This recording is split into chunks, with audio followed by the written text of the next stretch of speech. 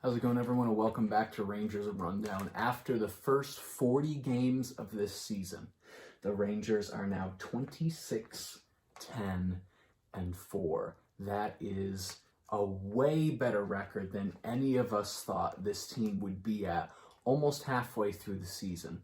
40 games in, 26, 10, and 4. This team is very comfortably marching towards a playoff spot for this year. Nobody left in protocol, and Hunt, I guess, is still injured, or he was a healthy scratch. I did that based on the projected lineup, which said Hunt would be in the game. He was not. McKegg was in on that fourth line, and Hunt was out. So I believe Hunt is either still injured or scratched. Apologies for that. But the lineup tonight was Kreider, Zibanejad, Kakko, Panarin, Strome, Lafreniere, Gaudreau, Chytil, Gauthier, and then McKegg, Rooney, Reeves on that fourth line, which was the Rangers' best line halfway through this game. Halfway through this game, the fourth line was the best line. The rest of the team picked it up, periods 2 and 3, but that fourth line was working some magic. Lindgren, Fox, Miller, Truman, Nemeth, Schneider in his third game in a row for the Rangers, holding his own against one of the better teams in the league. So I think Schneider will stay in the lineup as long as he keeps playing like this. Shesterkin in net.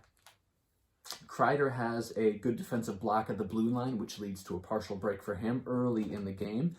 And then at 2:44, Mikheyev would score the first goal for the Maple Leafs. A Lindgren pass from behind the Rangers' net is blocked.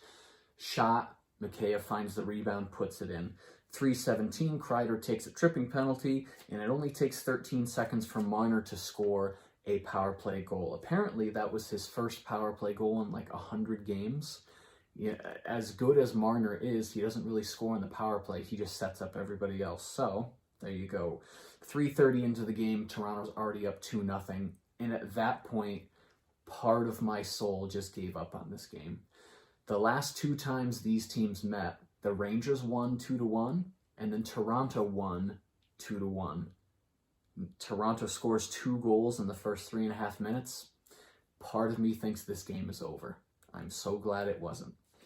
3:50, Reeves takes a tripping penalty, and I was expecting Toronto to score 3 goals in the first 5 minutes of this game and just ice it from the beginning. But they did not. It was a good penalty kill.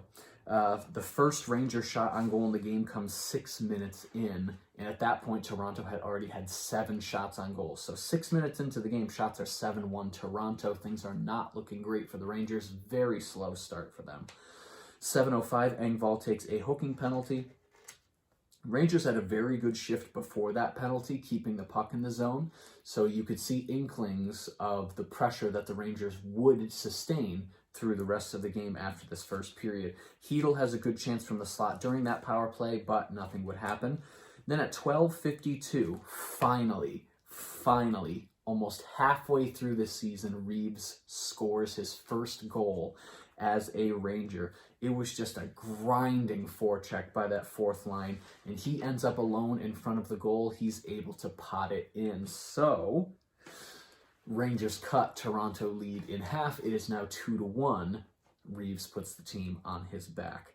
17:50, Bunting scores a goal, and Bunting has got to have, if I had to rank most punchable faces of the NHL, Bunting would easily be top 5. Just every time I see his face, I just want to punch it. He just has such a punchable face. But he ends up scoring a goal. A Matthews shot bounces off Shesterkin. It ricochets off of his knee and goes into the net, so he gets a goal for just standing there. Rangers did not do a great job pushing back and being physical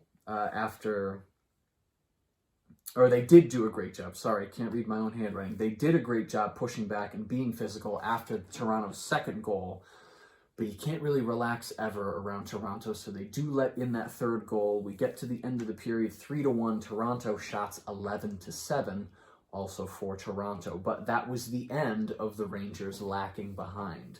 Great early save on Mikheyev by Shesterkin. 1.5 minutes in, Zibanejad, beautiful bank pass to Kreider, springs him into the offensive zone. And then at 2:58, Reeves scores his second goal of the game. Only his second career 2-goal game. The first one was back in 2013. So 9 years later, he scores another 2-goal game.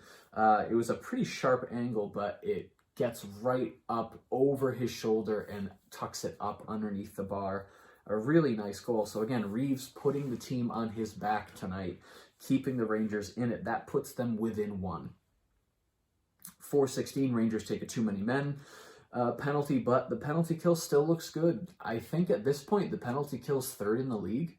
Rangers have the third best penalty kill in the league, and after that first penalty kill of the night, they were solid the rest of the game. A lot of stoppages halfway through the period, a lot of icings, a lot of offsides, so really disrupted the flow of the game. But just after halfway, a turnover leads to a Panarin chance from the circle.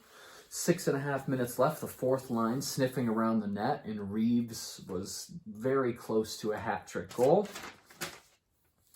4:40 left, a very close call, but a big save by Shesterkin, and immediately followed by some pressure by the Rangers. Trouba with a big hit on Riley. We can always count on Trouba for those big hits. And then Rooney powers right to the net shortly after that big hit. 17:49, Fox scores his first goal of the night. Rangers keep it alive at the blue line. Fox moves down. He notices the play is moving into the zone. Toronto's distracted. He comes down into the circle, into the slot, and he gets a cross-crease pass, goes right into the net. Toronto pushes back immediately, and they draw a penalty doing that. So 18:20, Strome takes a slashing penalty. Igor blocks a Tavares deflection with his forehead, so good for him, pulling out from the Lundqvist bag of tricks.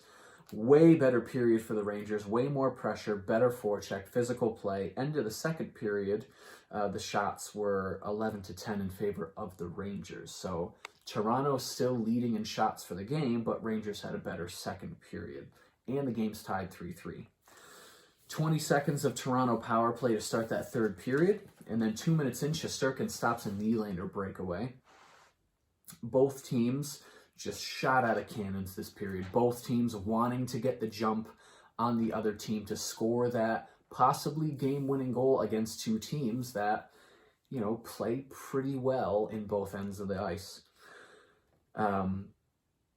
But that shot out of a cannon mentality would settle down about halfway through the period. Kreider completely robbed in front by the pad. 10:50, Strome scores a goal and puts the Rangers up 4-3, their first lead of the game. A Lindgren shot was deflected by a Toronto player, ends up right on the tape of Strome. He's right next to the goal. He's able to put it right into that empty net. Toronto pushes back immediately after because that's what they do. If you score on them, the next shift, they are in your face the entire time. 11:20, Mikheyev takes a goalie interference penalty. He tripped up Shesterkin. Shorthanded save on that power play for Shesterkin. Fourth line gets the last 25 to 30 seconds of that power play. You can see Gallant has a lot of trust in those guys in this game. Igor, big save with 5 minutes left, but at 15:33, Kreider would score his 25th goal in 40 games. 25 goals in 40 games. He is 3 goals away from tying his career high for goals in a season. He will very much surpass that and set a new career high in goals this season. We're halfway through the season. He's got 25 goals. He's on pace for 50, a feat that hasn't been done since Jaromir Jagr. 16:08, Matthews would score a goal, but they checked it for a distinct kicking motion, and they decided that it was indeed enough of a kicking motion to wave it off. If you watch the replay, he does move his toe into the puck to put it into the net. If you're a Toronto fan, you're probably upset with that call. I'm a Rangers fan, so I love that call, and the game moves on.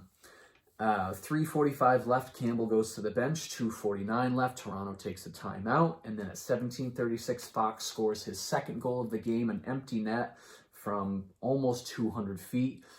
He was right at the Rangers goal line. Just a really accurate shot right down the end. Fourth line out to try and get Reeves the hat trick, but unfortunately he would not get the hat trick goal. But it doesn't matter, 2 goals for Reeves in a game. If those are the only 2 goals Reeves scores this season, it's still a great season for Ryan Reeves. So we love to see it. The crowd was cheering every time he touched the puck. They wanted him to get that hat trick so badly.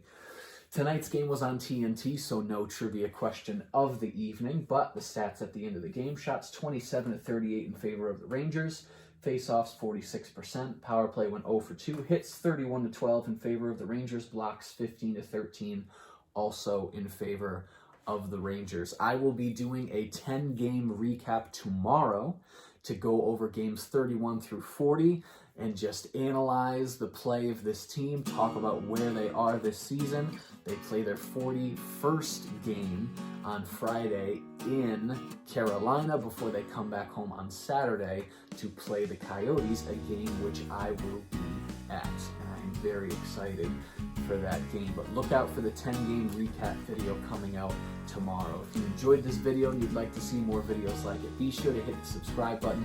Thank you so much for watching, and I will see you in the next rundown.